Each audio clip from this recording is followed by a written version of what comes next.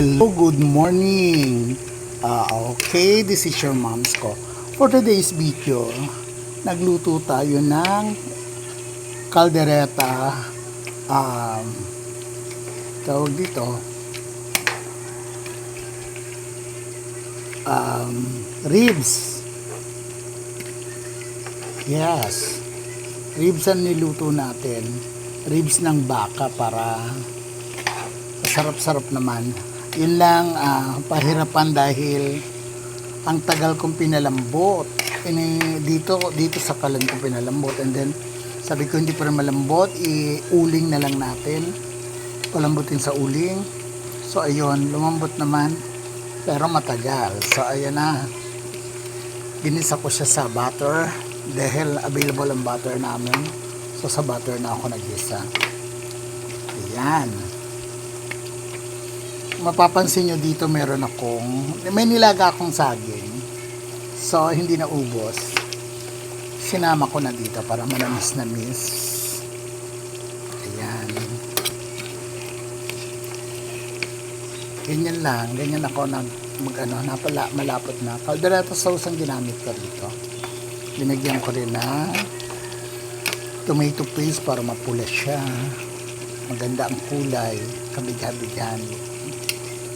Ayan, pedihan lang natin ng konti.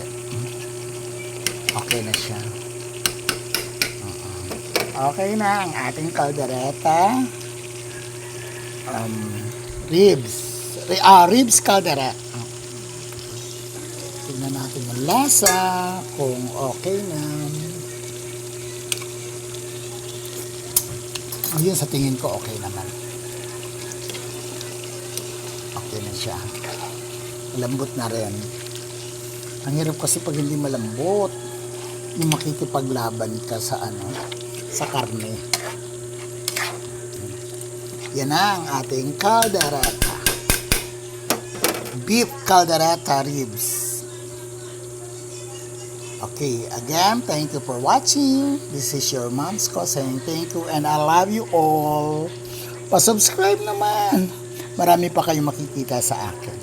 And then, send the star para meron tayong pampuhunan sa pagko-content natin. Thank you. Love you all.